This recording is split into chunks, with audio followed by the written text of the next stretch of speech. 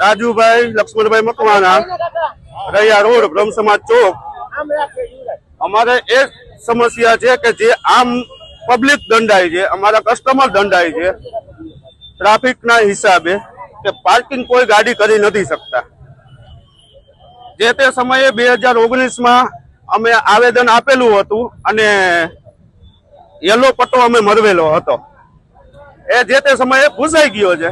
તો એમાં પ્રશાસનને નથી ખબર, કેમ કે 5 વર્ષ થઈ ગયા છે. એના હિસાબે કોઈ પણ કસ્ટમર અમારે આવે છે, ગાડી રાખે છે, 5 જ મિનિટમાં 500 રૂપિયા 700 રૂપિયાનો દંડ આપી દે છે.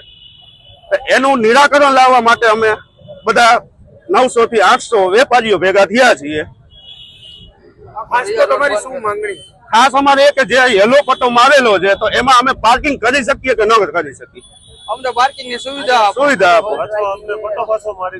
અમે બધાએ સહમતથી બંધ રાખી છે. ક્યાંય પણ કોઈ જાતનું કોઈને ફોર્સ કરીને બંધ નથી કરાવ્યું. આ બધા વેપારીઓ જ છે અને બધા સાથે જોડાઈને અમે આવેદન આપવા જઈએ છીએ.